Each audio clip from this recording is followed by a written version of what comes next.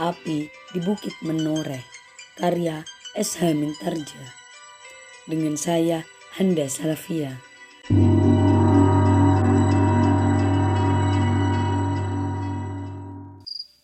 Agung Sedayu menjadi berdebar-debar. Benarkah kakaknya menyuruhnya ke Sangkal Putung? Sebelum ia bertanya, terdengar Untara berkata pula, Agung Sedayu, aku tidak tahu lagi bagaimana aku harus melindungimu. Di sini dan di perjalanan ke Sangkal Putung akan sama saja bahayanya. Bahkan mungkin bahaya itu akan datang kemari lebih dahulu. Sebab orang-orang alap-alap Jalatunda pasti akan mencari aku. Kalau benar sarang mereka di Karajan, maka mereka pasti akan sampai ke tempat ini. Mereka pasti memperhitungkan bahwa kita akan datang kemari dan mencoba mencari. Tetapi Sangkal Putung tidak terlalu dekat. Jalannya gelap dan licin. Dan bagaimanakah kalau aku bertemu dengan alap-alap Jalatunda? Anak itu akan kembali ke Karajan, sedang kau akan pergi ke selatan.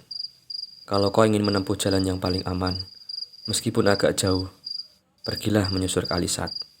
Kemudian kau akan sampai ke Sangkal Putung dari arah barat. mulut Agung Sedayu terasa menjadi beku. Perjalanan ke Sangkal Putung benar-benar tidak menyenangkan. Ia menyesal kenapa ia ikut dengan kakaknya. Kalau ia berada di rumah, maka keadaannya pasti akan lebih baik. Kitanu melihat Agung Sedayu dengan terheran-heran.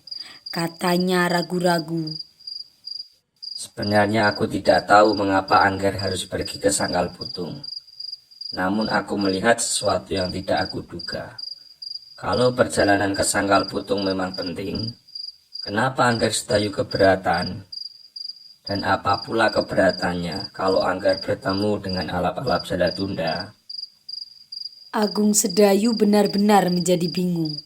Bahkan Untara pun tak tahu bagaimana menjawab pertanyaan Kitanu Metir itu. Karena itu, sesaat kemudian suasana menjadi beku. Yang terdengar kemudian adalah suara Kitanu Metir pula. Bukankah Angger Sedayu berdua dengan Angger Untara mampu menghadapi alap-alap Jalatunda itu? Sekaligus dengan Pandai Besi Sendang Gabus. Bukankah Pandai Besi itu bahkan terbunuh bersama-sama dengan dua kawannya lagi? Angger Sedayu, dalam gerombolan itu tak ada seorang pun yang mampu melampaui kesaktian dari si Pandai Besi yang tamak itu. Karena itu jangan takut dengan alap-alap Jalatunda. Mulut Sedayu seakan-akan tersumbat. Nafasnya terdengar meloncat satu-satu. Namun dadanya terasa sesak. Sedang Untara masih duduk bersandar tumpukan bantal. Matanya kadang-kadang terbuka, tetapi kadang-kadang terpejam. Dalam kekelaman pikiran itu, Untara benar-benar menjadi bingung. Ia hampir-hampir tidak tahu apa yang sebaiknya dilakukan. Dengan sisa-sisa kesadarannya yang masih ada, Untara membuat perhitungan-perhitungan. Akhirnya ia mendapat kesimpulan bahwa Agung Sedayu lebih aman di perjalanan ke Sangkal Putung daripada tinggal di Dukuh Pakuwon.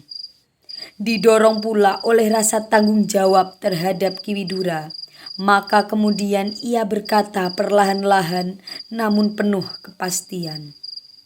Agung Sedayu, tinggalkan tempat ini sebelum alap-alap Jalatunda datang mencabut nyawa kita. Pergilah ke Sangkal Putung dan temulah Paman Widura. Kalau aku bertemu dengan mereka, bukankah kepergianku tidak ada gunanya? Tidak, kau tidak akan bertemu dengan mereka. Tempuhlah jalan barat. Bagaimana dengan tikungan Randu Alas? Omong kosong dengan genderuwo mata satu. Pergilah. Bibir Agung Sedayu tampak bergerak-gerak, namun tak sepatah kata pun terloncat dari bibirnya. Bahkan akhirnya matanya lah yang berkaca-kaca. Kitanu masih belum dapat mengerti kenapa Agung Sedayu tiba-tiba menjadi ketakutan. Tetapi sebelum ia bertanya lagi, Agung Sedayu menunjukkan ketakutannya. Kakang, aku takut. Kitanu Metir mengangguk-anggukkan kepalanya. Ia mengerti kini, Siapakah sebenarnya Untara dan bagaimanakah dengan Sedayu? Karena itu, ia pun terdiam diri. Tiba-tiba orang tua itu terkejut ketika Untara berkata dengan keras sambil meraba hulu kerisnya dengan tangannya yang lemah. Sedayu, pergilah. Kalau kau tidak mau pergi juga, biarlah kau memilih. Mati karena kau berbuat seperti seorang laki-laki atau mati karena kerisku sendiri. Kakang. Sedayu, daripada kau mati ketakutan selama alap-alap Jalatunda itu mencekikku, lebih baik kau mati dengan luka senjata di dadamu. Tubuh Sedayu benar-benar menggigil. Jantungnya yang berdentangan seperti guruh yang menggelegar di dalam rongga dadanya. Sementara itu, Kitanu Metir berkata dengan terbata-bata. Angger Untara, apa yang akan Angger lakukan itu? Kalau Sedayu tidak mau pergi, akan aku bunuh dia.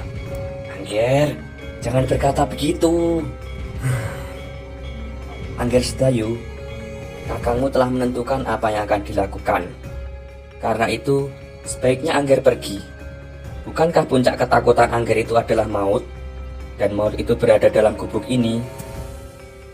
Kalau Angger pergi ke Sangkal Putung, belum pasti Angger bertemu dengan maut itu. Seandainya demikian, maka maut di perjalanan itu akan jauh lebih baik daripada maut yang akan menerkam Angger di sini. Kepala Sedayu tiba-tiba menjadi pening. Berdesak-desakanlah perasaan yang bergumul di dalam dadanya.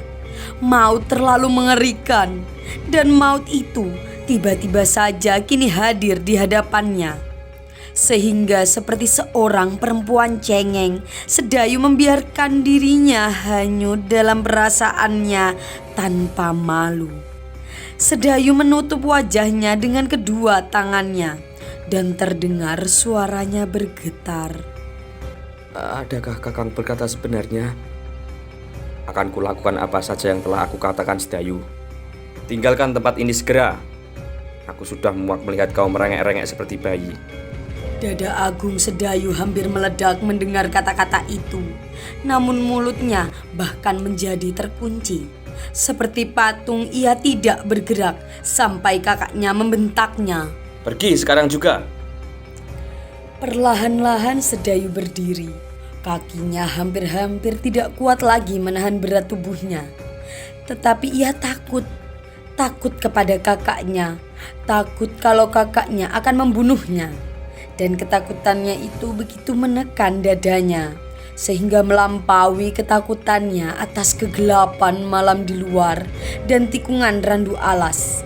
Karena itu, meskipun hayatnya serasa telah terbang meninggalkan tubuhnya, Sedayu berjalan juga menuju ke pintu. Ketika Kitanu Metir mendahuluinya dan membuka pintu untuknya, orang tua itu mendengar Sedayu menahan isak di dadanya. Maka bisiknya menghibur. Angger, serahkan jiwa dan ragamu kepada yang memilikinya. Kalau sudah saatnya akan diambilnya, maka berlakulah kehendaknya, meskipun Angger berperisai baja. Namun kalau Angger akan disingkirkan dari bencana, maka berlakulah pula kehendaknya itu. Karena itu, jangan takut. Agung Sedayu menganggukkan kepalanya. Namun ketakutan yang mencekamnya tidak juga mau meninggalkannya. Di muka pintu, sekali lagi ia menoleh kepada kakaknya. Tetapi kakaknya memejamkan matanya.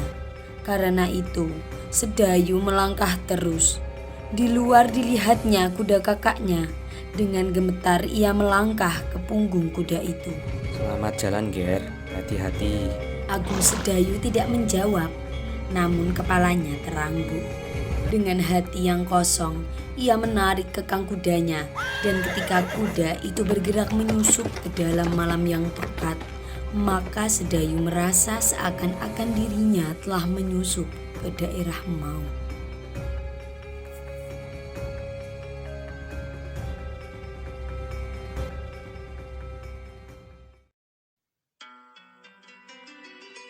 Terima kasih telah mendengarkan kisah Api di Bukit Menoreh. Nantikan kisah selanjutnya. Jangan lupa subscribe, like, komen, dan share.